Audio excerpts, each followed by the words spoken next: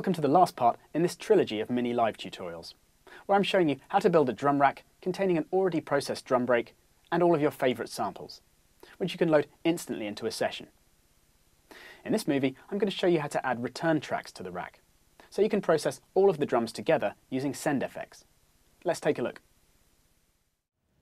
As a little recap then, what I've done is to make a drum rack, which has instrument racks on 3 of its pads, each of which contains up to 128 different drum samples, which I can select using the macros on the rack. So I can play my drum break using a MIDI clip on the track, and then step through each of my samples by rotating the macros to change the drums in the break. Then I've got analog being triggered by another pad, which is just producing a bass tone for extra fatness at the bottom end, which I can turn on and off using the mute switch.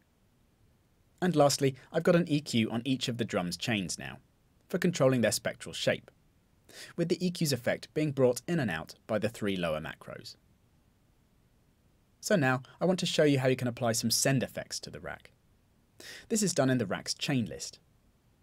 Firstly, you can see we've got some switches in the bottom corner of the rack.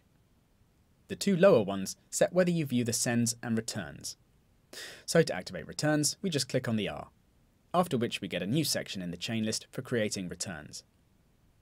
So we can use the top section for creating more chains, or drag effects into the bottom section for making return tracks. First then, I want to have a delay for creating some more width, so I'll drag simple delay to that section. Now we can edit the effect settings, either by clicking on it in the rack, or up on the mixer once again. As you can see, we've now got a new track within our drum rack's unfolded tracks here.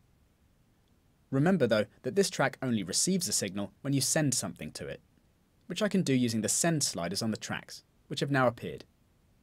So if I want to send my hat to the effect now, I just turn up its send amount, which I'll set to max for now. And I'll set the delay to 100% wet, as this is a send effect, and we don't want any more of the dry signal on there. Now let's set up the delay.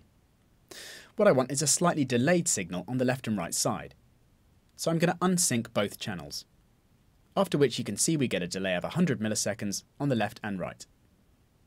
Then I'm just going to bring these down.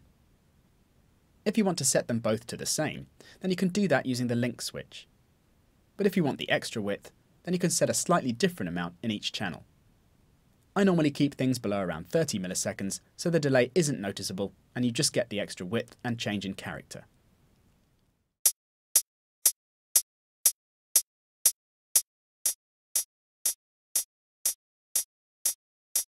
And I can then bring the send level down if I want to reduce the amount of effect on the hat, as well as bring the clap send level up to introduce some of the effect to that drum as well.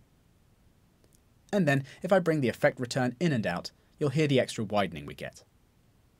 Obviously you need to be listening in stereo to hear the effect from this one.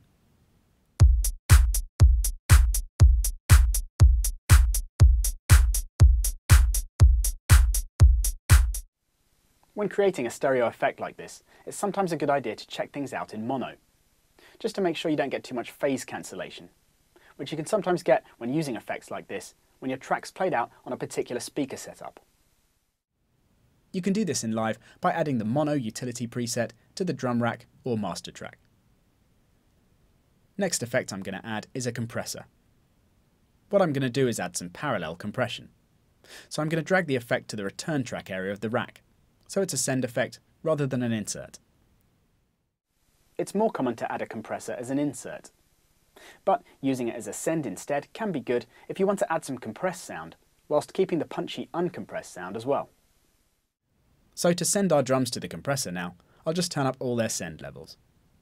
Set to max like this will mean that the levels sent to the compressor are the same as those on the chains tracks themselves. So now I'm going to solo the compressor track and select it so I can set up the compressor in the device chain below.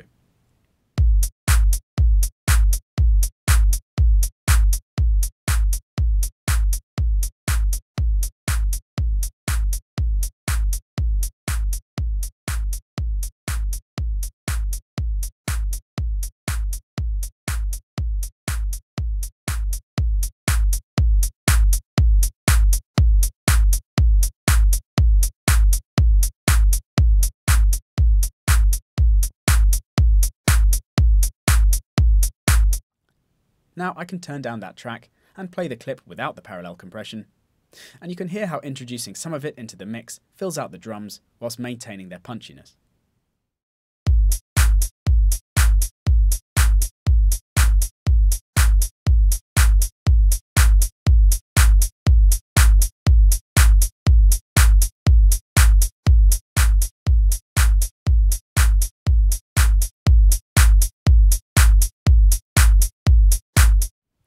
And I can go through adding other effects returns as I like.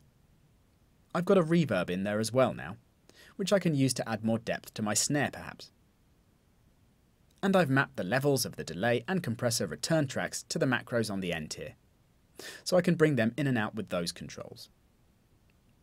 Now my rack's done, I can just click on the save switch to store it as a preset into my library. Or even better, I can drag the whole MIDI track from Live into my browser, which will save any MIDI clips on the track into the library as well. This means that at any time I want to use it in a session, I just drag the track out and everything will be ready to go.